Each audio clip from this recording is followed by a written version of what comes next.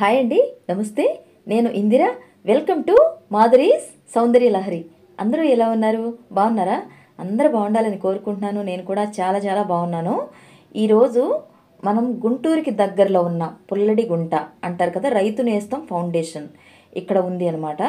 రైతుల కోసమే ప్రత్యేకంగా ఒక కార్యక్రమం అయితే నిర్వహించారు రైతు నేస్తం ఫౌండేషన్ వారు. దీనిలో మనకి ఖాదర్ వలీ గారు ముఖ్య అతిథిగా విచ్చేయడం జరిగిందనమాట. రైతుల కోసం దేశమంతటా చిన్న సన్నకారు రైతులకు ఉపయోగపడే విధంగా 40 రకాల ఆవిష్కరణలు ఖాదర్ వలీ గారు చేశారు.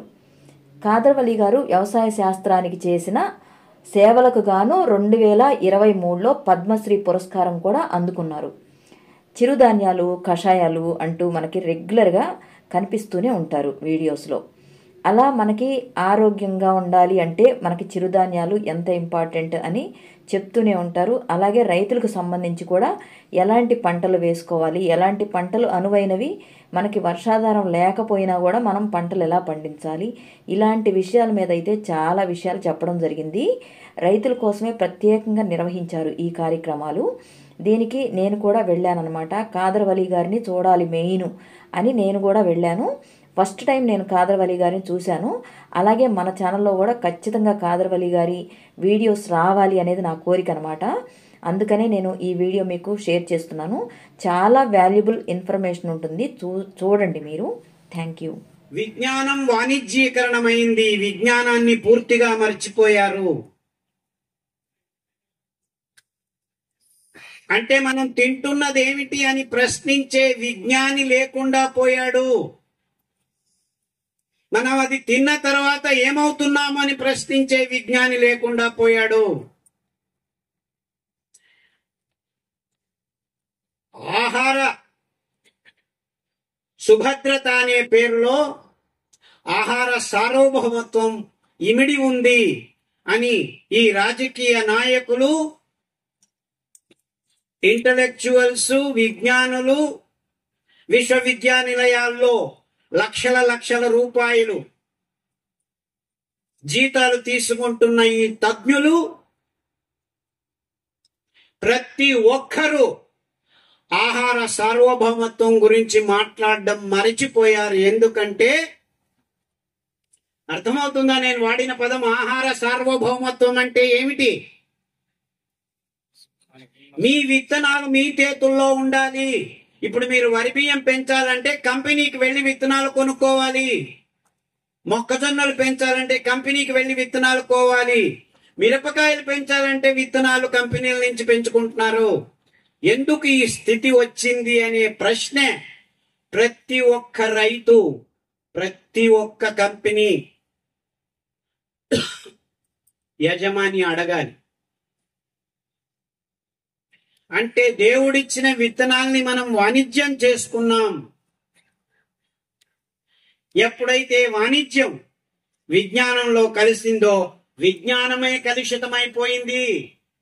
ఎందుకంటే వరి బియ్యము, గోధుమలు మానవ జాతి పొట్టకు ఆహారం కానే కాదు అని వైజ్ఞానికంగా విడమరిచి చెప్పేదానికి నేను 30 సంవత్సరాల నుంచి ప్రయత్నం చేస్తున్నాను. ఈ వరి బియ్యము, గోధుమలు, చక్కెర తినటం వల్లనే అన్ని రోగాలకు పీఠిక వేస్తుంది మానవ జాతి. ఈ విషయం గురించి మాట్లాడకుండా రోగం వచ్చింది. మీరు ఈ టాబ్లెట్లు వాడండి. ఎన్ని సంవత్సరాలు కాదు, జీవితాంతం వాడండి. అంటే ప్రకృతి పరంగా పెరిగే మొక్కల నుంచి వచ్చిన ఆహార సత్వాన్ని మనం కలుషితం చేశామని రైతులు కూడాను మరిచిపోయి, ఇప్పుడు రైతులు కూడాను డయాబెటీస్ వచ్చింది, కిడ్నీలు లేచిపోతున్నాయి, బీపీ వచ్చింది. టాబ్లెట్లు వేసుకుంటున్నాం కానీ బీపీ బాగా కావట్లేదు. గడిచిన 40-50 సంవత్సరాల్లో ఈ ఆధునిక వైజ్ఞానం, విజ్ఞులు అందించే ఏ ఒక్క మందు, ఏ ఒక్క తంత్రజ్ఞానం ఇప్పుడు పని చేయట్లేదని మెల్లిమెల్లిగా ప్రజల అవగాహనలోకి వస్తోంది. ఇంకా టెక్నాలజీలు పనిచేయవు. ఎందుకంటే టెక్నాలజీలు వాణిజ్యానికి సంబంధించినవి. ఆహారం, ఆరోగ్యం, ఆహార సుభద్రత, సస్టైనబుల్ అంటే సుస్థిరత, అంటే ఎప్పటికీ, ఇప్పుడు కాదు, మొన్న కాదు, రేపు కాదు, వచ్చే ప్రతి సంవత్సరానికి, వచ్చే తరతరానికి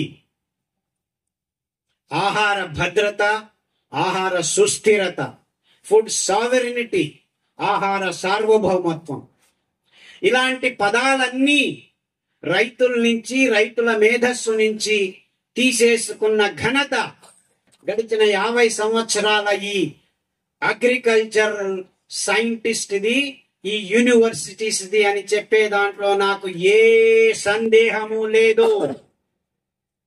కానీ ఈ ఆహార సార్వభౌమత్వాన్ని మన నుంచి దూరం చేసిన ఈ కంపెనీలని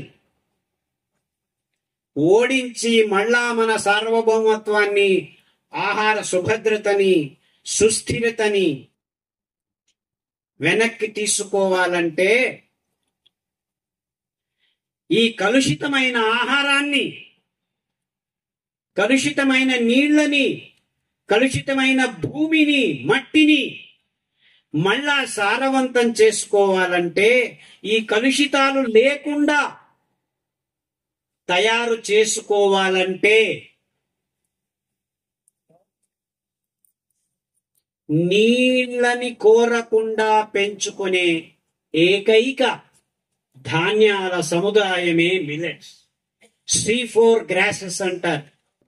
అంటే దేవుడు ప్రసరిస్తున్న ఆ ఎండను, వానను, గాలిని తట్టుకునేట్లు పై పొరల్లో ఉన్న మట్టిని అట్టి పెట్టుకునే శక్తి సామర్థ్యం ఉన్న ఏకైక మొక్క జాతి ఈ మిల్లెట్ జాతి C4 గ్రాసెస్. అంటే మీరు నేలను సంరక్షించాలన్నా, నీటిని పొదుపుగా వాడుకొని ఆహారం మొత్తం ప్రపంచంలో ఉన్న 7 బిలియన్ కాదు, 70 బిలియన్ పీపుల్కి ఆహారాన్ని ఒదగించాలన్నా అది నిజమైన సుభద్రత. అంటే నీటిని సంరక్షించాలన్నా 1 కేజీ పెంచేదానికి 5 ధాన్యాల్లో 200 లీటర్ల కంటే ఎక్కువ అవసరం లేదు. అదే మీరు ప్రస్తుతం ఆహార సుభద్రత అని ఏమి అనుకుంటున్నారు? గోధుమలు, వరి బియ్యం పండించేదానికి 8,000 లీటర్ల నీళ్లను కట్టాలి. దానికోసం ఆ చెరుకు సమేతంతో మొత్తం ప్రపంచంలో ఉన్న నదులన్నీ ఎండిపోయాయి. జీవనదులు ఎండిపోయి సంవత్సరానికి 2 నెలలు 3 నెలలు పారుతున్న పరిస్థితిని మనం ఈ ఆహారం అనే పేరుతో పెంచుతున్న వరి, గోధుమలు, చెరుకును ఎప్పుడైతే ఎక్కువగా వ్యవసాయం అనే పేరుతో చేస్తున్నామో మొత్తం నీటి, మట్టి, గాలి, ఆహారం, నదులే కాదు సముద్ర జలాల్ని కూడాను విషపూరితం చేసి, ఎంతవరకు చేశామంటే దక్షిణ ధ్రువంలో ఉన్న పెంగ్విన్ రక్తంలో మీరు మీ పొలాల్లో వాడుతున్న ఈ భయానకమైన పెస్టిసైడ్స్, హెర్బిసైడ్స్, ఇన్సెక్టిసైడ్స్ కనిపిస్తున్నాయి. అక్కడ పెంగ్విన్స్ కి రక్తంలో రక్త క్యాన్సర్ ను తెప్పించిన ఘనత మీ అందరిది. మీకు క్యాన్సర్ వస్తే పర్వాలేదు, మీరు పెంచుకొని మీరు తింటున్నారు. ఆ మూగజీవులు దక్షిణ ధ్రువంలో నివసిస్తున్నాయి, ఎగరలేవు. ఆ పక్షుల రక్తాల్లోకి మీరు ఈ విష పదార్థాలని పంపిస్తున్నారంటే ఎంత క్రూరత్వంతో నిండిపోయింది మానవ జాతి. మీరు మనుషులా అని అడుగుతున్నాయా పెంగ్విన్ జాతి పక్షులు? సమాధానం ఇచ్చేదానికి ఏ ఒక్కరు ఈ తజ్ఞులు సిద్ధంగా లేరు.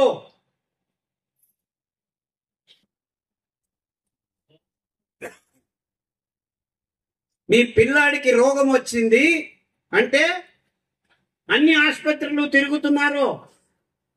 అక్కడ పెంగ్విన్ పిల్లలకి రోగం వస్తే ఏ ఆసుపత్రికి తిరుగుతుంది ఆ పక్షి? ఆలోచిస్తున్నారా మీరు? ఇదంతా ఈ ఆధునిక విజ్ఞానం అనే పేరుతో మన ఆహార సుభద్రతని, రైతుల విత్తనాల హక్కుల్ని పూర్తిగా తీసేసుకున్న ఘనత ఈ గవర్నమెంట్లది, ఈ రాజకీయ నాయకుల పాలసీలది, ఈ తజ్ఞులది. మరలా ఇప్పుడు ఈ అద్భుతమైన ధాన్యాలకి ఏ హంగామా అవసరం లేదు, ఏ హంగామా అవసరం లేదు, వానలు కూడా అవసరం లేదు. కొన్ని జాతుల C4 మిల్లెట్స్ వాతావరణంలో 30% హ్యూమిడిటీ, తేవాంశము 30% అంటే డ్రై వెదర్, వర్షపాతం 10 సెంటీమీటర్లు వచ్చే ప్రదేశంలో కూడాను తమ ఆకుల వెనక భాగంలో ఉన్న సూక్ష్మజీవుల సహాయంతో ఆ నీటిని పీల్చుకొని ధాన్యాన్ని తయారు చేసే అద్భుతమైన జన్యు సంపదను పొందుపరిచిన గడ్డిపూచలివి. ఆ గడ్డిపూచల్లో ఇంతసేపు డాక్టర్ చంద్రశేఖర్ గారు అనేక రకాలైన ఔషధి మొక్కల గురించి మాట్లాడిన అన్ని ఔషధాలు, అది క్యాన్సర్ కావచ్చు, బీపీ కావచ్చు, డయాబెటీస్ కావచ్చు, అనేక వేల రకాలైన మొక్కల్లో దేవుడు ఔషధాల్ని నింపాడు. అన్ని రకాల ఔషధి తత్వాల్ని ఈ 5 ధాన్యాల పీచు పదార్థంలో దేవుడు నింపాడంటే మీకు ఆశ్చర్యమవుతుంది. ఈ విషయాన్ని మొత్తం ప్రజానీకం నుంచి దూరం చేస్తున్న ఘనత ఈ ఆధునిక విజ్ఞానులది అని చెప్పేదానికి నాకే సందేహం లేదు.